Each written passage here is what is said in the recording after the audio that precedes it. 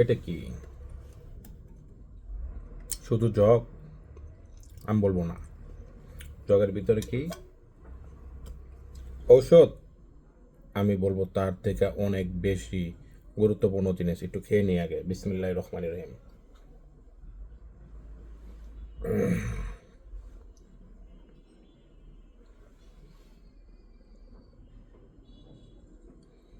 আলহামদুলিল্লাহ।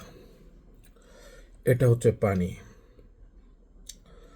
আপনার অনেক সময় আমরা কি করি যে অনেক পানি তৃষ্ণা ধরে, বাট আমরা বলি যে না, আর একটু সামনে গিয়ে খাবো, 1 ঘন্টা পরে খাবো, 2 ঘন্টা পরে খাবো। পরে দেখা যায় দুপুর থেকে বিকাল হয়ে যায়, পানি খায় না, সন্ধ্যা হয়ে যায়, পানি খায় না।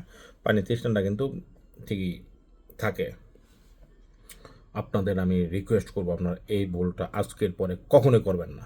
কারণ এই পানি শরীরের জন্য কতটুকু উপকার সেটা একজন ডাক্তারকে আপনি জিজ্ঞেস করতে পারেন, একজন কবিরাজকে আপনি জিজ্ঞেস করতে পারেন।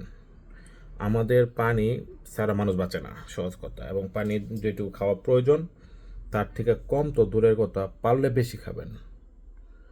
দয়া করে বলবো আজকে থেকে কেউ পানি নিয়ে করবেন না, প্রতিদিন নিয়মিত পানি খাবেন। ধন্যবাদ।